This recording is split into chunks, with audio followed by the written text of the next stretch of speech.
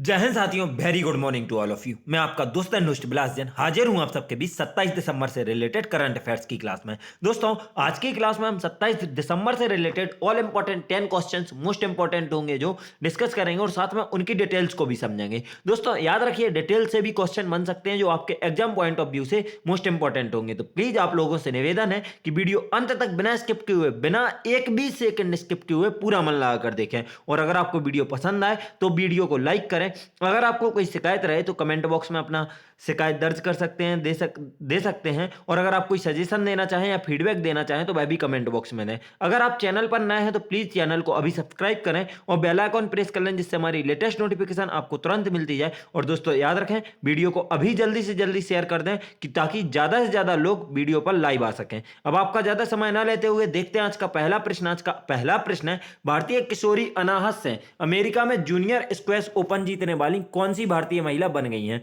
आपके ऑप्शन है ए पहली, बी दूसरी, सी तीसरी और डी चौथी। तो दोस्तों याद रखें, भारतीय किशोरी अनाहत से, भारत की एक लड़की है, अनाहत से, कहाँ की रहने वाली हैं? दिल्ली की रहने वाली। याद रखिए किसने जीता है। या अगर आपसे क्वेश्चन ऐसे पूछ लिया जाए कि अमेरिका में जूनियर स्क्वैश ओपन किसने जीता है, तो नाम याद रखिए, अनाहत से ने जीता है। कहाँ की? भारत की रहने वाली है, दिल्ली की।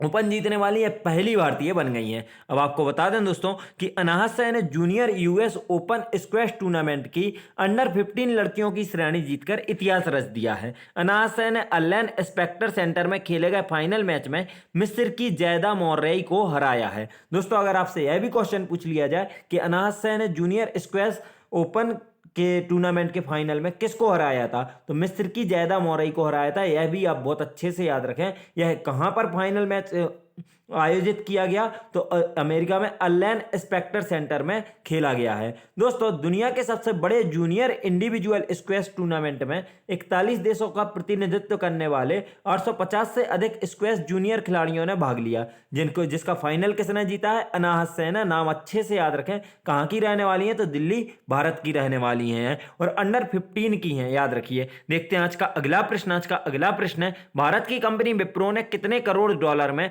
अमेरिका की साइबर सुरक्षा परामर्श प्रदाता एडगिल का अधिग्रहण करने के लिए समझौता किया है? आपके ऑप्शन है ए 25 करोड़, बी 22 करोड़, सी 23 करोड़ और डी 27 करोड़। दोस्तों याद रखें, अगर आपसे पूछा जाता है कि एडगिल का अधिग्रहण किस कंपनी ने किया, तो विप्रो ने किया। यह आपको याद रखना है। तो आपको बता दें कि भारत की कंपनी विप्रो ने 23 करोड़ अमेरिकी डॉलर में अमेरिका की साइबर सुरक्षा परामर्श प्रदाता एडगिल का अधिग्रहण करने के लिए समझौता किया है। दोस्तों एडगिल की स्थापना 2001 में हुई थी, याद रखिए। तो एडगिल को सुरक्षा और जोखिम के नेताओं द्वारा इसकी व्यापारिक संरेखित साइबर सुरक्षा क्षमता, बदलते नियामक वातावरण की गहरी समझ और आधुनिक उद्यम को सुरक्षित करने में मदद करने वाले क्लाउड परिवर्तनों को सक्षम करने के लिए मान्यता प्राप्त है। दोस्तों एडगिल में 182 कर्मचारियों की ऑनसाइट कार्यबल है। विप्रो और एडगिल अगर एक साथ मिलेंगे तो क्या करेंगे, आप आगे देखिए। तो विप्रो और एडगिल एक साथ मिलकर विप्रो साइबर ट्रांसफॉर्म विकसित करेंगे, जो एक एकीकृत सूट है जो उद्यमों को साइबर सुरक्षा जोखिम के बोर्ड रूम शासन को बढ़ाने, मजबूत साइबर रणनीतियों में निवेश करने और कार्रवाई में व्यवहारिक सुरक्षा के मूल्य का लाभ उठाने में मदद करेगा। दोस्तों हम नजर डालें विप्रो की तरफ, तो विप्रो के अध्यक्ष वर्तमान में ऋषभ प्रेम जी हैं। इसके मुख्यालय विप्रो का बेंगलुरु में स्थित है तथा इसके एमडी और सीईओ थैरी डेलपोर्ट है। याद रखिए दोस्तों, अभी वर्तमान में विप्रो के एमडी और सीईओ कौन है? Theory Delport. और आपको एडगिल का बता ही दिया दोस्तों, इसकी स्थापना 2001 में हुई थी। देखते हैं आज का अगला प्रश्न। आज का अगला प्रश्न है, किस भारतीय क्रिकेटर का बल्ला हाल ही में अंतरिक्ष में भेजा गया है? आपके ऑप्शन है ए सचिन तेंदुलकर, बी सुनील गावस्कर, सी विराट कोहली और डी युवराज सिंह। दोस्तों याद रखिए, यह इंपॉर्टेंट इसलिए है क्योंकि यह अंतरिक्ष में जाने वाला पहला बल्ला है। मतलब अभी तक विश्व में किसी क्रिकेटर ने अपना बल्ला अंतरिक्ष में नहीं भेजा है। तो आपको बता दें कि भारत के सिक्सर किंग कहे जाने वाले युवराज सिंह का बल्ला हाल ही में अंतरिक्ष में भेजा गया है। दोस्तों भारत के पूर्व क्रिकेटर युवराज सिंह का ऐतिहासिक बल्ला अंतरिक्ष में भेजे जाने वाला अब तक का पहला बल्ला बन गया है। युवराज के उस बल्ले को पृथ्वी से अंतरिक्ष में भेजा गया जिसका इस्तेमाल उन्होंने ढाका में बांग्लादेश के खिलाफ 2003 में वनडे मैच में अपना पहला शतक लगाने के लिए किया था। दोस्तों क्वेश्चन ऐसे भी इंपॉर्टेंट है, कई बार फेमस क्रिकेटर्स के पहली फर्स्ट सेंचुरी पूछ ली जाती है, किसके अगेंस्ट थी? तो याद रखना, युवराज सिंह की फर्स्ट सेंचुरी किसके अगेंस्ट? बांग्लादेश के अगेंस्ट थी। दोस्तों इसकी पहल पिछले हफ्ते एशिया के एनएफटी बाजार कोलैक्सियन और पूर्व भारतीय क्रिकेटर के सहयोग से किया गया था। तो दोस्तों इन्होंने किसके साथ साझेदारी में यह बल्ला भेजा है अंतरिक्ष में? तो एनएफटी बाजार है जो एशिया का एनएफटी बाजार कोलैक्सियन, उसके सहयोग से। देखते हैं आज का अगला प्रश्न। आज का अगला प्रश्न है, निम्न में से किस बैंक ने यूग्रो कैपिटल के साथ एक सह ऋण समझौते पर हस्ताक्षर किए हैं? आपके ऑप्शन है A bank of Baroda, B Canara bank, C central bank of India और डी बैंक ऑफ इंडिया। तो दोस्तों याद रखें कि हाल ही में सेंट्रल बैंक ऑफ इंडिया ने यूग्रो कैपिटल के साथ एक सह ऋण समझौते पर हस्ताक्षर किए हैं। दोस्तों इस समझौते के तहत अगले वर्ष में मध्यम लघु और सूक्ष्म उद्यमों यानी एमएसएमई को 1000 करोड़ रुपए तक वितरित किए जाएंगे। वितरण यूग्रो कैपिटल के विभिन्न एमएसएमई सेगमेंट को इसके कार्यक्रमों के तहत होगा। प्रथम संजीवनी, साथ ही ग्रो एमएसएमई और मशीनरी फाइनेंसिंग। कौन कौन से कार्यक्रम हैं इसके दोस्तों याद रखना है? प्रथम संजीवनी, साथ ही ग्रो एमएसएमई और machinery financing. Central bank of India you grow capital के वितरण नेटवर्क द्वारा उत्पन्न ऋणों के साथ ग्रो एक्सट्रीम प्लेटफॉर्म के माध्यम से सह उधार सहायता प्रदान करेगा। दोस्तों याद रखिए सेंट्रल बैंक की जो यू ग्रो के साथ सह ऋण समझौते पर हस्ताक्षर किए हैं, इसके तहत एमएसएमई को कम से कम ब्याज पर और आसानी से लोन मिल सकेगा। नजर डालें अब सेंट्रल बैंक ऑफ इंडिया की तरफ, तो सेंट्रल बैंक ऑफ इंडिया की स्थापना 21 दिसंबर 1911 को हुई थी। इसका मुख्यालय मुंबई महाराष्ट्र में स्थित है तथा इसके एमडी और सीईओ वर्तमान में माटम वेंकट राव हैं। याद रखें दोस्तों, एमडी और सीईओ कौन? माटम वेंकट राव या एम भी राव। मुख्यालय मुंबई महाराष्ट्र और स्थापना 21 दिसंबर 1911 को हुई थी। देखते हैं आज का अगला प्रश्न। आज का अगला प्रश्न, निम्न में से किस विधानसभा ने हाल ही में धर्म की स्वतंत्रता के अधिकार का संरक्षण विधेयक 2021 पारित किया है? आपके ऑप्शन है ए केरल विधानसभा, बी गुजरात विधानसभा, सी झारखंड विधानसभा और डी कर्नाटक विधानसभा। तो दोस्तों याद रखें कि हाल ही में कर्नाटक विधानसभा ने धर्म की स्वतंत्रता के अधिकार का संरक्षण विधेयक 2021 पारित किया है, जिसे धर्मांतरण विरोधी बिल के नाम से भी जाना जाता है। इस विधेयक के तहत कोई दोषी पाया जाता है तो 3 से 5 साल की कैद और 25,000 रुपए जुर्माना का प्रावधान है। मतलब अगर कोई किसी अन्य धर्म वाले को धर्मांतरण करवाते हुए पाया जाता है और उसमें दोषी करार होता है तो उसे 3 से 5 साल की कैद और 25,000 रुपए जुर्माने का प्रावधान है। कर्नाटक विधानसभा में पारित इस विधेयक में धर्म की स्वतंत्रता के अधिकार की सुरक्षा और बलपूर्वक अनुचित प्रभाव, जबरदस्ती, प्रलोभन या किसी भी कपटपूर्ण तरीके से एक धर्म से दूसरे धर्म में गैर कानूनी अंतरण पर रोक लगाने का प्रावधान है। मतलब कानूनन तरीके से कोई अपना धर्म परिवर्तित कर सकता है, लेकिन गैर कानूनी तरीके जो कि प्रलोभन होता है, पैसों का लालच देके, जबरदस्ती, किसी दबाव में या अनुचित प्रभाव दिखाकर, कुछ भी जबरदस्ती के चमत्कार दिखाकर धर्म परिवर्तन करवाया जाता है, उस पर रोक लगाई जाएगी और उसके तहत 3 से 5 साल की कैद और 25,000 रुपए जुर्माने तक का प्रावधान है। यह कर्नाटक विधानसभा में विधेयक पारित हो चुका है। दोस्तों अब नजर डालें हम कर्नाटक की तरफ, तो सबसे पहले कर्नाटक को देखेंगे भारत में। ये आप यहाँ पर देख रहे हैं, ये कर्नाटक है, ये कर्नाटक है। इसकी अगर सीमाएं देखें तो आंध्र प्रदेश, महाराष्ट्र के, तमिलनाडु, केरल से इसकी सीमा है और अरब सागर से इसकी तटीय सीमा लगती है। दोस्तों हम नजर डालेंगे कर्नाटक से रिलेटेड इंपॉर्टेंट फैक्ट्स की तरफ, तो आपको बता दें कि कर्नाटक की राजधानी बेंगलुरु है। कर्नाटक की स्थापना 1 नवंबर 1956 को हुई थी। कर्नाटक के वर्तमान में राज्यपाल थावरचंद गहलोत और मुख्यमंत्री वासवराज बोम्मई हैं। दोस्तों आपको कर्नाटक के पड़ोसी राज्य बताएं तो महाराष्ट्र, गोवा, केरल, आंध्र प्रदेश, तेलंगाना, तमिलनाडु। सॉरी दोस्तों, मैंने मैप पर आपको 4 ही नाम बताए थे, जबकि 6 राज्य इसके पड़ोसी राज्य हैं। अगर आप देखेंगे इसको तो यहाँ पर आप देखेंगे तो यहाँ पर गोवा से इसकी सीमा लगती है। गोवा और कर्नाटक की सीमा पर ही दूधसागर जलप्रपात स्थित है, आपको बताया हुआ है गोवा राज्य में, आप याद रखिए। और यहां पर तेलंगाना से यह सीमा टच करता है, तो याद रखें 2 राज्य ऐसे बढ़ जाएंगे। दोस्तों आगे देखें अगर तो जल विद्युत परियोजना देखें कर्नाटक में स्थित, तो घाटप्रभा जल विद्युत परियोजना घाटप्रभा नदी पर, मल्लापुर पन बिजली परियोजना तुंगभद्रा नदी पर, कृष्ण राज सागर बांध कावेरी, हेमावती और लक्ष्मण तीर्थ नदियों पर, जिनमें से आपको कावेरी बहुत अच्छे से याद रखना है कृष्णराज सागर बांध के लिए। दोस्तों आपको मुख्यतः याद करना है तो मल्लापुर पनबिजली परियोजना जो कि तुंगभद्रा नदी पर है। अब राष्ट्रीय उद्यान देखें तो अंसी राष्ट्रीय उद्यान, इसकी स्थापना 1987 में हुई। बांदीपुर राष्ट्रीय उद्यान की स्थापना 1974 में हुई। बन्नेरघट्टा राष्ट्रीय उद्यान की स्थापना 1974 में है। कुद्रेमुख राष्ट्रीय उद्यान की स्थापना 1987 में है। और राजीव गांधी नागरहोल या राजीव गांधी नेशनल पार्क की स्थापना 1988 में है। दोस्तों स्थापना के साथ राष्ट्रीय उद्यान बताए हैं, बहुत अच्छे से याद रखें। कर्नाटक के कौन कौन से? अंशी राष्ट्रीय उद्यान, बांदीपुर राष्ट्रीय उद्यान, बन्नेरघट्टा राष्ट्रीय उद्यान, कुद्रेमुख राष्ट्रीय उद्यान, नागारोल राष्ट्रीय उद्यान, 5 प्रमुख हैं। कर्नाटक के मैसूर, दोस्तों आप कर्नाटक से जुड़े फैक्ट देखें तो कर्नाटक के मैसूर में भारत का पहला चंदन संग्रहालय खोला गया है। दोस्तों भारत का पहला चंदन संग्रहालय कहां? मैसूर में, कर्नाटक राज्य के मैसूर में। दोस्तों कर्नाटक में एक कुचिकल जलप्रपात स्थित है जो कि कुचिकल धबधबा जलप्रपात कहलाता है। इसका भारत का सबसे ऊंचा जलप्रपात है। इसकी ऊंचाई 455 मीटर है, बराही नदी पर बनता है। तो दोस्तों यह भी याद रखें, कुचिकल जलप्रपात किस नदी पर? बराही नदी पर बनता है, जो कि कर्नाटक राज्य में स्थित है। कर्नाटक में ही दोस्तों जोंग या गोरसप्पा जलप्रपात है, याद रखना है आपको। कौन सा? जोंग या गोरसप्पा जलप्रपात है शरावती नदी पर, और बराही नदी पर कुंचिकल जलप्रपात। दोनों पूछे जाते हैं, बहुत अच्छे से याद रखें। देखते हैं आज का अगला प्रश्न। आज का अगला प्रश्न है सामाजिक न्याय 2021 के लिए पर्यावरणविद डॉक्टर अनिल प्रकाश जोशी को हाल ही में किस अवार्ड से सम्मानित किया गया है? आपके ऑप्शन है: A Mahatma Gandhi award, B Indira Gandhi award, C Mother Teresa memorial award, और डी सरदार पटेल अवार्ड। तो दोस्तों याद रखें, सामाजिक न्याय 2021 के लिए पर्यावरणविद डॉक्टर अनिल प्रकाश जोशी को हाल ही में मदर टेरेसा मेमोरियल अवार्ड से सम्मानित किया गया है। दोस्तों उनको यह सम्मान हारमनी फाउंडेशन के संस्थापक अब्राहम मथाई और भाजपा के वरिष्ठ नेता साजिया इल्मी द्वारा प्रेस क्लब नई दिल्ली में दिया गया। दोस्तों फाउंडेशन लगातार 2005 से सामाजिक न्याय के लिए मदर टेरेसा मेमोरियल अवार्ड का आयोजन करता आ रहा है। दोस्तों पहली बार यह अवार्ड कब दिया गया? 2005 में। किसकी तरफ से? तो हारमनी फाउंडेशन की तरफ से दिया जाता है। और इसके संस्थापक कौन है? तो अब्राहम मथाई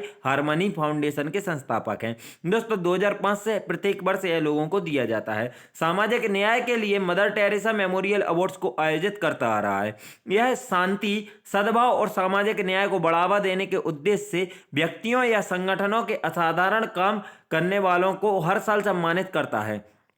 दोस्तों याद रखें, अब डॉक्टर अनिल प्रकाश जोशी के साथ किस किस को यह सम्मान मिला? तो अभी याद रखिए, अर्थशॉट प्राइज के विजेता विद्युत मोहन और उत्तराखंड की एक युवा पर्यावरण कार्यकर्ता रिद्धिमा पांडे भी इस पुरस्कार से सम्मानित किए गए हैं। तो दोस्तों याद रखें, अगर आपसे पूछा जाता है मदर टेरेसा मेमोरियल अवार्ड 2021 में कितने लोगों को प्रदान किया गया, तो तीनों के नाम डॉक्टर अनिल प्रकाश जोशी, दोस्तों विद्युत मोहन और तीसरा रिद्धिमा पांडे, याद रखिए। देखते हैं आज का अगला प्रश्न। आज का अगला प्रश्न है, और उसके पहले याद रखिए, आपसे अगर पूछा जाए मदर टेरेसा मेमोरियल जो अवार्ड है इसकी स्थापना कब हुई है, तो 2005 में स्थापना हुई है फाउंडेशन के द्वारा, और फाउंडेशन का नाम है हारमनी फाउंडेशन। देखते हैं आज का अगला प्रश्न। आज का अगला प्रश्न है, निम्न में से किस यूनिवर्सिटी ने हाल ही में digital innovation of the year पुरस्कार जीता है? आपके ऑप्शन है: A Jawaharlal Nehru university, B Bangalore university, C Gujarat university, और D OP Jindal global university. तो दोस्तों याद रखें कि हाल ही में ओपी जिंदल ग्लोबल यूनिवर्सिटी ने digital innovation of the year पुरस्कार जीता है। दोस्तों ओपी जिंदल ग्लोबल यूनिवर्सिटी ने हाल ही में प्रतिष्ठित Times Higher Education Digital innovation of the year पुरस्कार जीता है। किसकी साइड से दिया जाता है दोस्तों यह digital innovation of the year पुरस्कार? टाइम्स हायर एजुकेशन द्वारा। दोस्तों जो कि विश्वविद्यालयों और स्कूलों को डेटा प्रबंधित करने में मदद करने के लिए एक मुफ्त क्लाउड आधारित एप्लीकेशन बनाने के लिए है। तो दोस्तों इन्होंने एक मुफ्त क्लाउड आधारित एप्लीकेशन बनाई थी। किसने? ओपी जिंदल ग्लोबल यूनिवर्सिटी, या JGU, इसका शॉर्ट नेम है जिंदल ग्लोबल यूनिवर्सिटी का JGU, याद रखना है दोस्तों। तो इन्होंने बनाया था क्या? एक एप्लीकेशन जो कि मुफ्त क्लाउड आधारित था, और यह स्कूलों को या विश्वविद्यालयों को डाटा प्रबंधित करने में मदद करता था। नजर डालें दोस्तों, आपको आगे बताएं तो JJU मतलब जिंदल ग्लोबल यूनिवर्सिटी एकमात्र ऐसा भारतीय विश्वविद्यालय था जिसे digital innovation of the year पुरस्कार के लिए चुना गया था। दोस्तों याद रखें, ओपी जिंदल ग्लोबल यूनिवर्सिटी एकमात्र ऐसा था इस साल जो इस ऑक्शन में चुना गया था, यानी digital innovation of the year पुरस्कार के लिए चुना गया था, और इसको यह पुरस्कार मिल गया है। देखते हैं आज का अगला प्रश्न। आज का अगला प्रश्न है, HO सूरी को हाल ही में किस इंश्योरेंस कंपनी ने अपना नया प्रबंध निदेशक और मुख्य कार्यकारी अधिकारी नियुक्त किया है? आपके ऑप्शन है: A IFFCO Tokyo general insurance, B oriental general insurance, C Cholas general insurance, और डी यूनाइटेड जनरल इंश्योरेंस। तो दोस्तों याद रखें, HO सूरी को हाल ही में IFFCO Tokyo general insurance company ने अपना नया प्रबंध निदेशक और मुख्य कार्यकारी अधिकारी नियुक्त किया है। दोस्तों, इफ्को और जापान के टोक्यो मरीन ग्रुप के बीच 51:49 का संयुक्त उद्यम company IFFCO Tokyo general insurance ने एच.ओ. सूरी को हाल ही में अपना नया प्रबंध निदेशक और मुख्य कार्यकारी अधिकारी यानी सीईओ नियुक्त किया है। उन्होंने वर्ष 1982 में भारतीय किसान उर्वरक सहकारी लिमिटेड इफ्को के साथ अपनी पेशेवर यात्रा शुरू की। इफ्को सहकारी क्षेत्र में दुनिया की सबसे बड़ी उर्वरक निर्माता कंपनी है। दोस्तों, याद रखना, सहकारी क्षेत्र में दुनिया की सबसे बड़ी उर्वरक निर्माता कंपनी कौन सी है? इफ्को। याद रखना है दोस्तों। नजर डालें इफ्को टोक्यो जनरल इंश्योरेंस की तरफ, तो इसकी वर्तमान में जो राष्ट्रभर सीईओ हैं वह अनामिका रॉय है। याद रखना दोस्तों, राष्ट्रभर सीईओ कौन है? अनामिका रॉय। मुख्यालय इफ्को टोक्यो जनरल इंश्योरेंस का गुरुग्राम में तथा स्थापना सन 2000 में हुई थी। दोस्तों, वर्ल्ड वाइड अगर आपसे पूछा जाए कि नया प्रबंध निदेशक और मुख्य कार्यकारी अधिकारी कौन है अब इफ्को टोक्यो जनरल इंश्योरेंस के, तो आपको याद रखना है एच.ओ. सूरी। जबकि अगर आपसे पूछा जाए राष्ट्रभर सीईओ कौन है, तो अनामिका रॉय। याद रखें। देखते हैं आज का अगला प्रश्न। आज का अगला प्रश्न है, हाल ही में जारी वाडा रिपोर्ट के अनुसार साल 2019 में भारतीय एथलीट कितनी बार डोप से जुड़ी गतिविधियों में शामिल हुए हैं? दोस्तों, यह क्वेश्चन 3 नहीं, अगर आप 5 स्टार लगाकर भी इसको याद रखें तो कम है, क्योंकि यह मोस्ट इंपॉर्टेंट क्वेश्चन है और गारंटी है मेरी कि यह किसी एग्जाम में आपको देखने मिल ही जाएगा। आपके ऑप्शन है ए 148 बार, बी 152 बार, सी 167 बार और डी 168 बार। तो दोस्तों, याद रखें कि हाल ही में जारी बाडा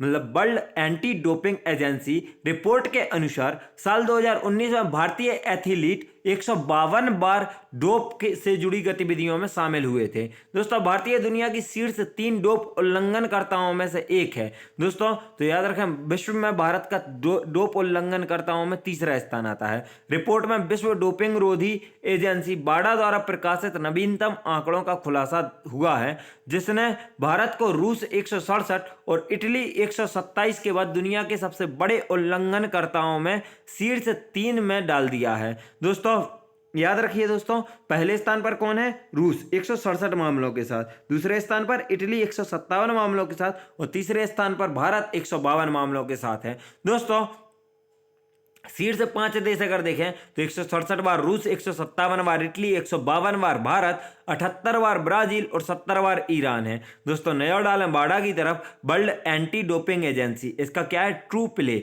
क्या है? प्ले ट्रू इसका एक टैगलाइन है। तो इसके मुख्यालय देखें अगर बाडा का, तो मॉन्ट्रियल कनाडा में स्थित है मुख्यालय। इसके अध्यक्ष वर्तमान में क्रेग रीडी और स्थापना 10 नवंबर 1999 को हुई थी। देखते हैं दोस्तों आज का आखिरी प्रश्न। आज का आखिरी प्रश्न है, निम्न में से किस बॉलीवुड अभिनेता ने हाल ही में अपनी पहली किताब बैचलर डैड का विमोचन किया है? आपके ऑप्शन है ए तुषार कपूर, बी अजय देवगन, सी मनीष मल्होत्रा और डी अक्षय कुमार। तो दोस्तों, याद रखें कि हाल ही में तुषार कपूर ने अपनी पहली किताब बैचलर डैड का विमोचन किया है। दोस्तों, बॉलीवुड अभिनेता तुषार कपूर ने हाल ही में अपनी पहली किताब बैचलर डैड का विमोचन किया है। उन्होंने इस किताब में सिंगल फादर होने के अपने सफर को साझा किया है। अभिनेता ने अपनी पहली किताब बैचलर डैड में थोड़ा अपरंपरागत रोड टू फादरहुड की अपनी यात्रा साझा की है। दोस्तों, वीडियो हमारी यह आप पहले याद रखिए कि यह जो बैचलर डैड है किसने लिखी है? तुषार कपूर ने लिखी है। देखते हैं दोस्तों, अब वीडियो हमारी यहीं समाप्त होती है। वीडियो को अंत तक देखने के लिए आप सभी का धन्यवाद। अगर आप सबको वीडियो पसंद आई हो, वैसे मुझे यकीन है कि आपको कंटेंट पसंद आया होगा अगर आपने अंत तक देखा है, तो प्लीज़ अब वीडियो को लाइक कर दीजिए और अपना वैल्यूएबल सजेशन कमेंट बॉक्स में जरूर दीजिए। दोस्तों, याद रखिए, अगर आप चैनल पर नए हैं तो चैनल को सब्सक्राइब करके बेल आइकन प्रेस कर लीजिए, जिससे हमारी लेटेस्ट नोटिफिकेशन आपको जल्दी से जल्दी मिलती जाए। दोस्तों, अगर आप हम सबसे social media like Facebook, Instagram, Telegram से जुड़ना चाहते हैं तो आप हमारे डिस्क्रिप्शन बॉक्स से लिंक द्वारा फॉलो कर सकते हैं। और अगर आपको क्लास की लिंक चाहिए तो इस क्लास की पीडीएफ चाहिए तो आप हमारे टेलीग्राम चैनल SLH अकेडमी को ज्वाइन कर सकते हैं। वीडियो को अंत तक देखने के लिए एक बार फिर से धन्यवाद। जय हिंद, जय भारत, आपका दिन मंगलमय हो।